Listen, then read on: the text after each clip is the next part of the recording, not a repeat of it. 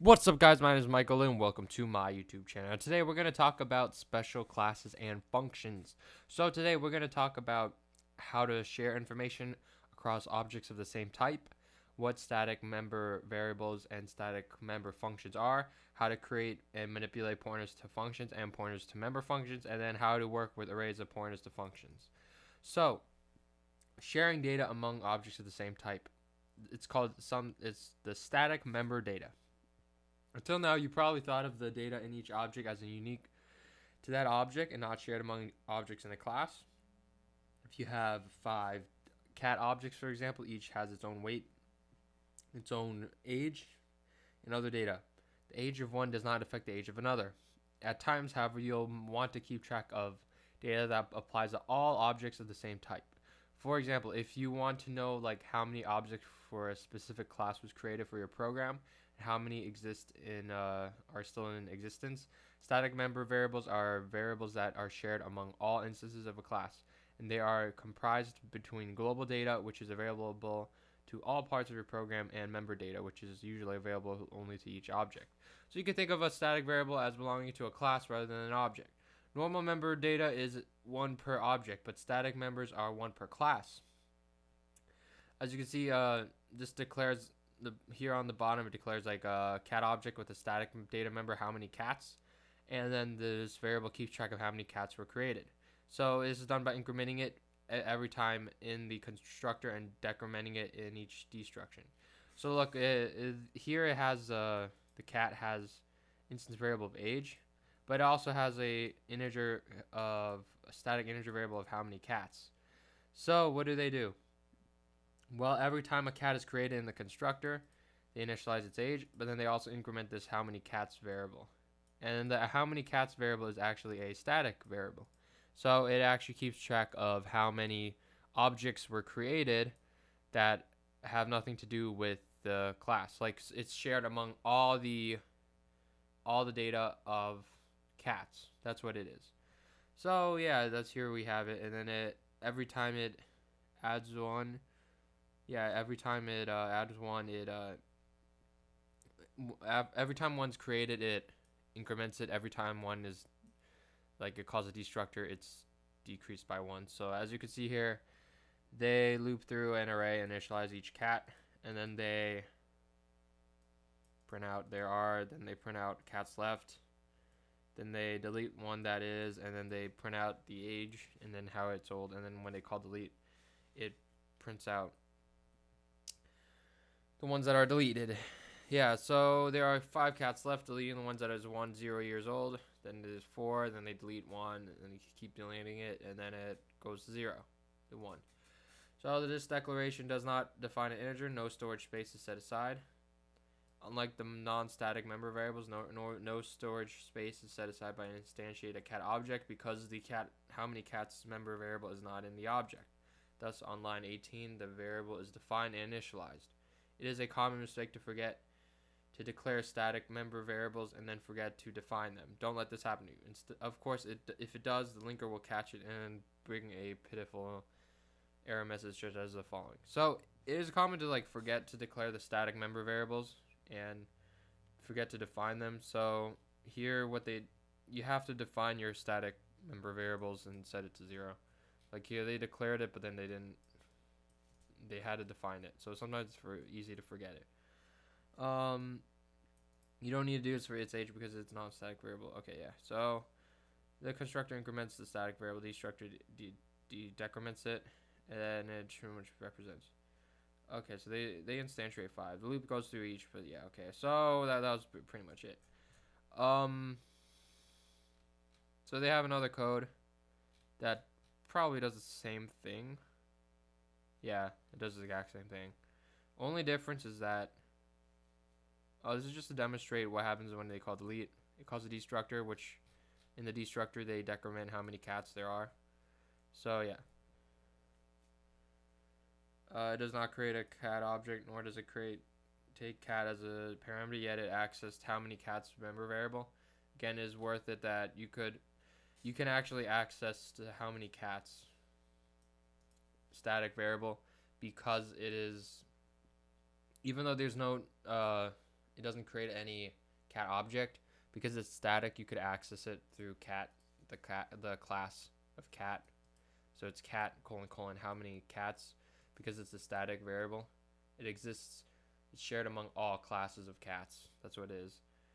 Yeah, it can access how many cats member variable. Again, it is worth re-emphasizing that this member variable is not in any particular object. It is in the class where it is accessible to any member function. If public, this variable can be accessed by any function in the program, even when that function does not have an instance of a class. So the alternative to making this member function public is to make it private. If you do, you can access it through a member function, but you must have an object of that class available. Okay, so if you make it private, a private static variable, then you can access it through a member function, but you must have that object of that class available. So here it shows it. They make how many cats private, and you'll learn the alternative. Yeah, so they make how many cats private, and then they initialize how many cats to 0.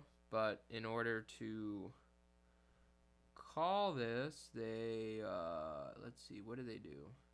Yeah, okay, so the static variable is declared to have private access. Now you cannot access this variable from non-member functions, such as you can't access it from non-member functions, such as telepathy, the telepathic function from the previous listing. Even though how many cats is static, it is still within the scope of the class. As such, any function such as get how many can access it, just as member functions can access any member function member data. However, for a class function outside of the cat object to call get how many, it must have a cat object on which to call the function. So yeah, that's what it means. In order to call it, basically, whatever's inside the class can still use how many cats because it's private, but anything outside can't use it anymore because it's private. And the fact that it is static causes it to change because it's static. You can't access this variable from non-member functions, such as telepathic function in the previous example. So in the previous example, they had a telepathic function that's outside of main, so that they are able to access how many cats the public static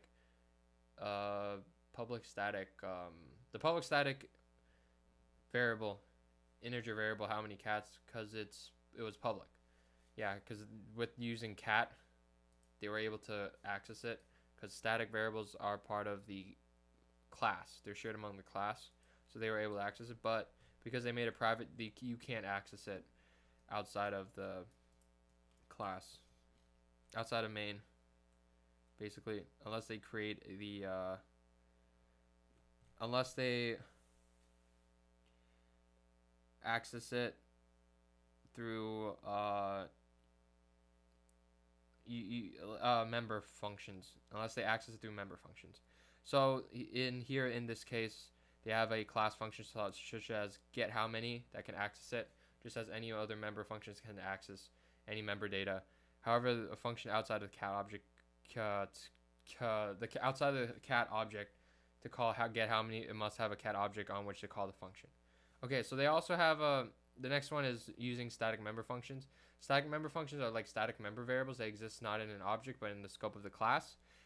They can be called without having an object of that class. So here you have a static member function, which is right here, get how many. They can be called, they exist not in the object but in the scope of the class. So they can be called without having an object of the class. So you don't have to create the cat class to call it. You could just call it get how many inside of other functions. So here they have a telepathic function and they call it get how many using cat. It is declared to have so the static static variable how many cats is declared to have private access on one of these. The public accessor function get how many is declared to have both public and static. So because get how many is public, it can be accessed by any function, and because it is static, No need to create an object of the type cat on which to call it. Thus, on line 41, the function telepathic function is able to access the public static accessor even though it has no access to a cat object. You should note, however, that the function is fully qualified when it's called, meaning the function call is prefixed with the class name followed by 2 colons. Yeah, so you could still call it, but in order to call it, you have to call it through the class. Static member variable function. Yeah, okay. Okay, so next one is pointer to functions. So it just has an array name is a pointer to the first element of the array. A function name is a constant pointer to the function. So it is actually possible to create a pointer variable that points to a function and invoke the function by using that pointer. This can be useful because it allows you to create programs that decide which functions to invoke based on the user. So the only tricky part of function pointers is basically to understand what type of the object is being pointed to. So a pointer to integer points to an integer variable. A pointer to a function must point to a function of the appropriate type and signature. So here they have a function pointer. In the declaration, function pointer is declared to be a pointer based on this, and that points to a function that takes in an integer parameter and returns a long. The parentheses around the function part are necessary because the parentheses around int bind more tightly. That is, they have higher precedence than the indirectional operator. Without the first parentheses, this would declare a function that takes an integer and returns a pointer to a long. So which is meaningless here. See? Yeah.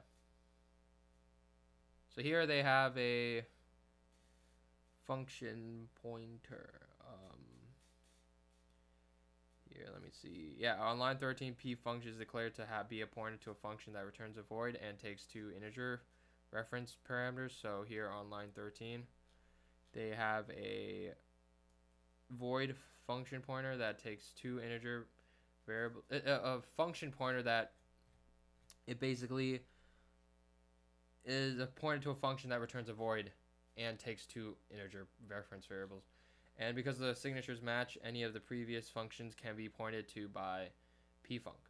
The user is repeatedly offered the choice of which function to invoke, and then the pointer to the function is assigned accordingly, and then the current value of the 2 integers is printed. The current assigned function is invoked, and then the values are printed again.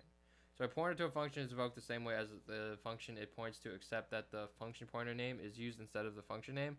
So assigning a pointer to a function by assigning the pointer name without the parentheses, the function name is a constant pointer to the function itself. So use the pointer to function the same way as you would use the function name. The pointer to function must agree in return value and signature when you assign it. So here they have a function pointer which points to a function that is a void function and it takes in 2 integer references. So here they ask the user, given a choice, what would you do? Change values, square, cube, swap. So given if they input the number 1, they set the function pointer to point to get values, which is over here, which takes 2 integer pointers and returns a void, and it would call that. And then after that they call, because it's a function pointer, they just use pfunc, the name of the function pointer, and then they would call whatever values, passing in the values that they wanted to call it on. So that's basically it. So why use function pointers? Generally, you shouldn't use function pointers because function pointers date that before C, but they allow you to have some of the virtues of object-oriented programming. However, if you write a program that is highly dynamic and need to operate different functionality based on runtime decisions, this could be a viable option. So yeah, just pick a function from a list and then invoke it. Okay. So, yeah, that was pretty much it. So, how about we go back here and let me just explain it how it works. So they read in the value from the user, and then given the value, if it's number 1, they point function pointer to get vals. They change the pointer to point to the function name get vals. Okay, because pfunc is a function is a pointer to a function. So void integer, and it takes in the reference of 2 integer variables, and it's a void function. So then what it does is it now points to get vals, right? And then because it points to get vals, you just call it like a regular function. You do pfunc and then you call it like a regular function. That's it. And then if it's number 2, it points to square, so it would just point to here, this one, and then it just call that like that.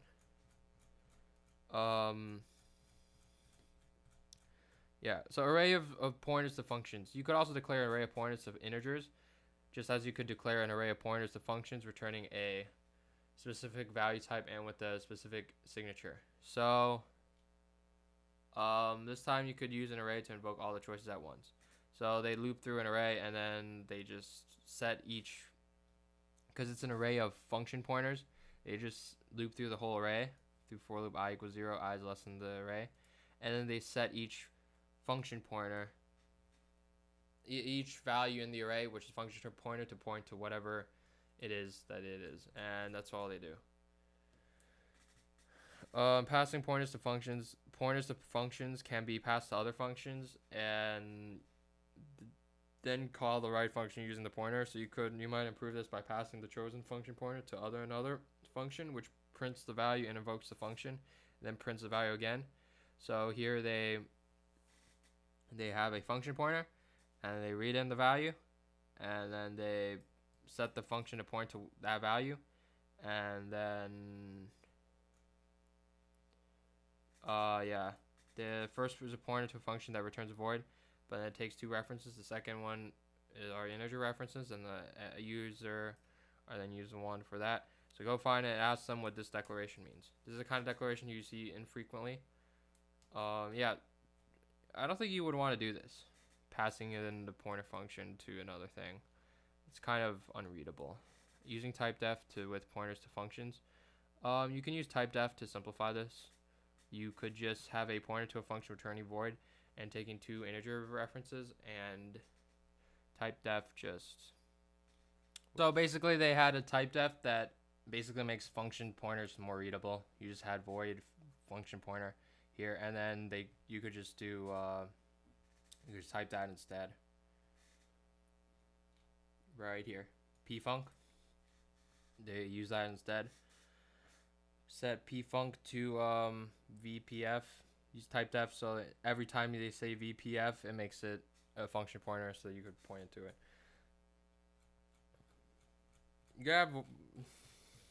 So you could also have pointers to member functions. So up until this point, all function pointers you created have just been general non-class functions.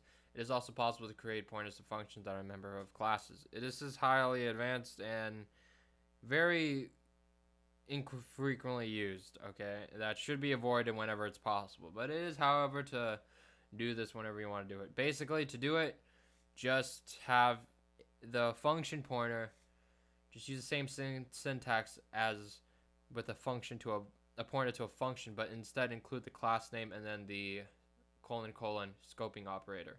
So if pfunc points to a member function of the class shape, which takes 2 integers and returns a void. If you want to create a function pointer that points to the function in shape that takes 2 integer variables and returns a void, then you do it like this. You do void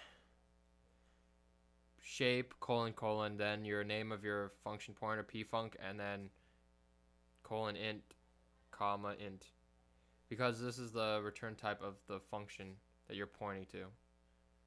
This is the return type and this is the parameters that is. So function of member variables are used in the same way as function pointers, except they all require an object of the current class on which to invoke them. So how do they do this? They basically just created a function pointer called pfunc, right? It's from mammal.